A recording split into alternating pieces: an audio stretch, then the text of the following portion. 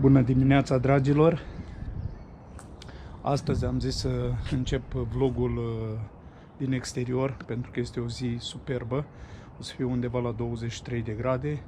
Pentru luna aprilie, pentru prima jumătate a lunii aprilie este ceva wow aici în Canada. După cum vedeți la mânică scurtă, este ora aproape 9. Așa. Astăzi va fi o zi scurtă, extrem de scurtă, doar 2, 3, 4 ore maxim. Pentru că vom merge la pescuit. După cum ați văzut în vlogul anterior,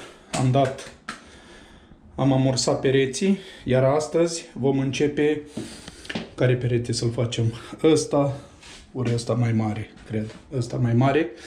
Vom începe să-l facem cu un tinci.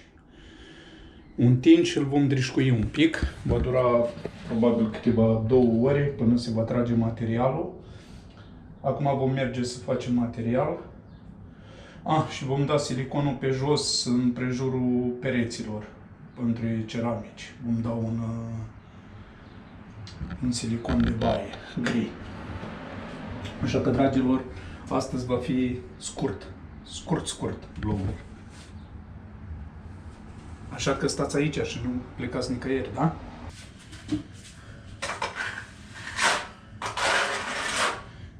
Acest ciment se cheamă ciment de resurfatare.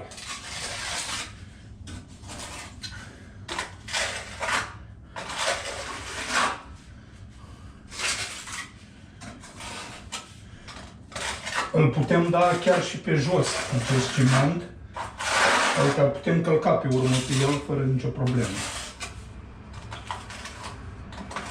Și e bun atât la interior cât și la exterior. Deci în ambele cazuri este bun.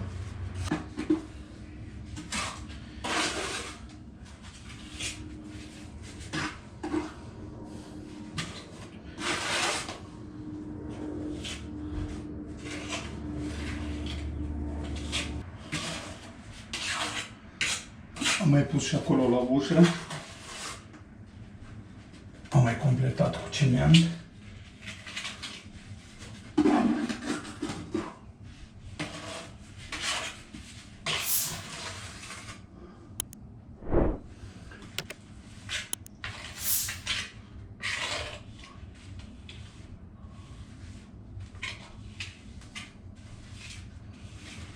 Așa.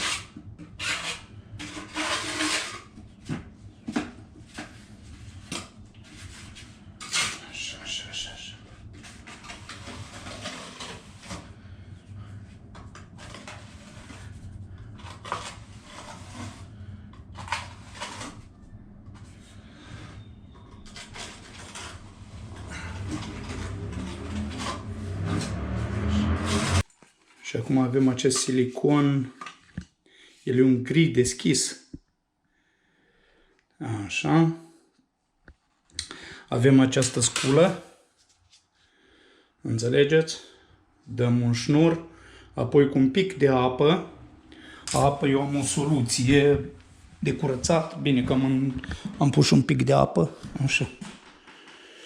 O să dăm piste silicon și apoi tragem cu scula.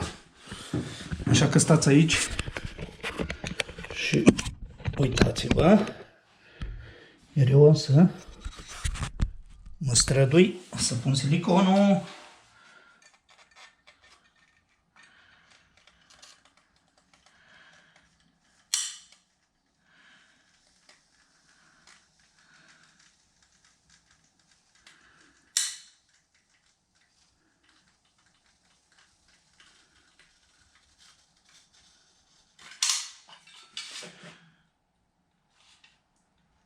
Să dăm afară.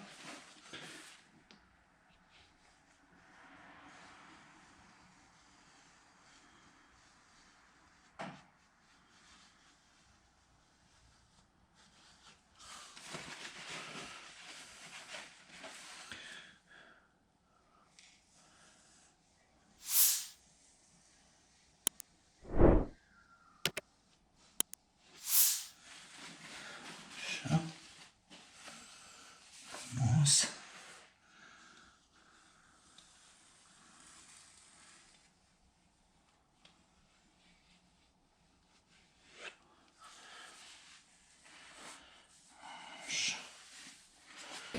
Da, așa iese drișcuit. Am uitat să spornesc camera, sincer. Hai să vă arăt așa un pic. Mai am o bucățică aici jos.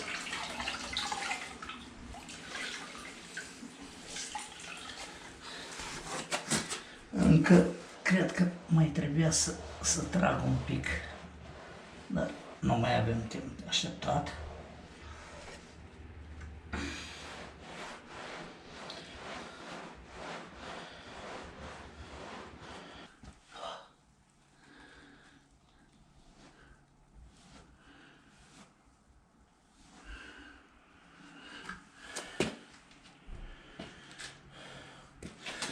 Gata! Sper să vă placă.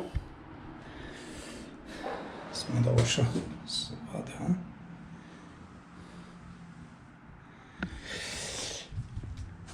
Să facem și încheierea totodată. Încă o dată și încă o dată mă repet, vă mulțumesc tuturor pentru că vizualizați, pentru că dați share, pentru că dați like, pentru că sunteți alături de mine și vă mulțumesc din suflet. Nu uitați de clopoțelul cu paranteze și vă aștept la următorul vlog. Zi bună la toată lumea!